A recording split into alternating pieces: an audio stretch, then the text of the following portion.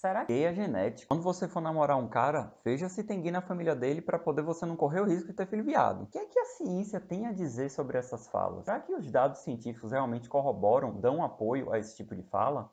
Roda a vinheta. E aí, minha gente, tudo bem com vocês? Eu sou Daniel Carvalho, cientista fora do armário, e hoje a gente vai falar dessa questão do tal gene gay. Será que ele realmente existe? Como é que as pessoas falam sobre essas coisas? De onde que elas tiram essa ideia? Quais são as fontes que essas pessoas usam? Essas falas do início do vídeo, elas foram bem esquisitas, né? Eu não sei vocês, mas eu já escutei coisas desse tipo. E qual é o grande problema disso? Além de ser uma coisa extremamente homofóbica e desnecessária de se falar, né, gente? É que a gente não sabe quais são as fontes dessas pessoas. Será que a ciência realmente apoia esse tipo de afirmação? Será que a gente pode fazer esse tipo de afirmação baseada em dados científicos? O estudo mais antigo que eu encontrei sobre gene gay, e possivelmente o primeiro, foi feito em 1993. E nesse estudo, os pesquisadores identificaram regiões no cromossomo X que estariam ligadas à orientação sexual. Depois desse estudo, várias outras pesquisas foram feitas e mais tarde, em 1999, saiu um novo estudo onde 46 pares de irmãos gays foram estudados para poder descobrir se de fato havia ligação entre essas regiões do cromossomo X e o fato deles serem gays. Então, qual era a hipótese do estudo? A hipótese do estudo era que, se de fato essa região tivesse ligada à orientação sexual, quase todos esses irmãos, possivelmente a totalidade deles, teriam mutações específicas nessa região, nessas regiões do cromossomo X, que indicariam a orientação sexual deles. Certo? Errado. O estudo mostrou que menos de 50% dos casos, os irmãos tiveram essas mutações no cromossomo X, o que significa que os outros 50% são explicados por outras coisas que não sejam a genética. Oxente, Daniel, você está dizendo que 50% é pouco para poder dizer que a genética está ligada à orientação sexual? É, gente, é pouco. Por quê? Vamos pensar no seguinte exemplo. A gente tem uma moeda. A chance de cair cara ou coroa é 50%, né? Porque ou cai cara ou cai coroa. Então, significa que quando a gente joga essa moeda, a gente não sabe qual vai ser o resultado que vai dar. A mesma coisa é para esse resultado desse estudo. Se você tem menos de 50% de chance, na verdade, de acertar a orientação sexual daquela pessoa baseado naqueles marcadores genéticos, significa que você não sabe qual é a origem genética. Não tem como afirmar, porque a gente não tem poder para poder afirmar uma coisa como essa. Mas aí você pode dizer, ah, Daniel, mas esses estudos foram feitos nos anos 90. O poder de sequenciamento naquela época não era o mesmo. Só no início dos anos 2000 foi que a gente foi ter acesso ao genoma humano para poder estudar mais. Hoje em dia, a gente tem ferramentas computacionais que são mais poderosas para poder fazer análise estatística e genômica, certo? Ok, eu concordo com vocês. Então vamos falar de estudos mais recentes.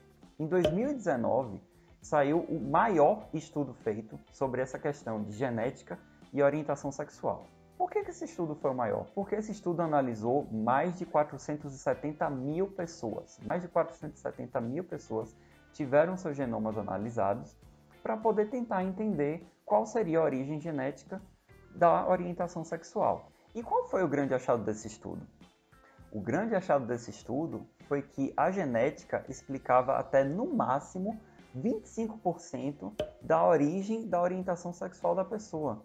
Ou seja, uma porcentagem bem pequena que estaria relacionada. E mesmo assim, não dá para poder fazer nenhuma afirmação, porque eram diversos genes, não era uma coisa exata. Opa, Daniel, peraí, você falou que tem aqueles 25% ali. Será que a gente não pode trabalhar naqueles 25% para poder ver onde é que tem aqueles genes? Então, gente, para poder trabalhar com esse tipo de coisa, esse tipo de inferência, a gente precisa de uma porcentagem muito maior. Por exemplo, em plantas, que foi um organismo que eu já trabalhei, geralmente os estudos que querem correlacionar genes com determinada característica trabalham com algo em torno de 80%.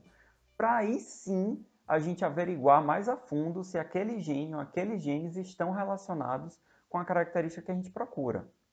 E como é que a gente acaba validando esses resultados?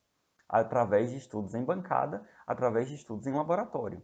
Ou seja, uma planta mutante é criada com as mutações naqueles genes específicos que a gente está procurando, e aí a gente vai crescer a planta e a gente vai ver quais são as características que ela exibe depois que ela cresce. Então, como é que a gente faria isso com o humano? A gente ia fazer engenharia genética de um embrião com mutações nesses genes específicos, e aí depois a gente ia pegar essa criança, ia esperar ela crescer e ia ver qual é a orientação sexual dela. Gente, isso é bem problemático. A gente está vendo que tem várias questões éticas que envolvem todo esse processo. Fazer engenharia genética humana, verificar se a pessoa realmente é homossexual ou não, está muito errado. E não é só essa parte que está errada. Se a gente para pensar um pouco mais em como esses artigos eles são feitos, e eles são escritos, e como a pergunta de pesquisa ela é delimitada, a gente tem que prestar atenção no seguinte: esses estudos, por mais que não digam explicitamente que homossexualidade, que pessoas que se relacionam com pessoas do mesmo sexo, do mesmo gênero, é uma coisa errada, é uma coisa esquisita, a partir do momento que você assume que essa característica ela é digna de ser estudada porque a gente não entende, e a heterossexualidade ela é vista como normal, como a hipótese nula do nosso estudo, a gente acaba dizendo indiretamente que ser homossexual é anormal, é errado, é estranho e que por isso merece ser nosso objeto de estudo. Agora vamos falar um pouco dos impactos desses estudos na população em geral. Eu vejo dois problemas principais que são os seguintes.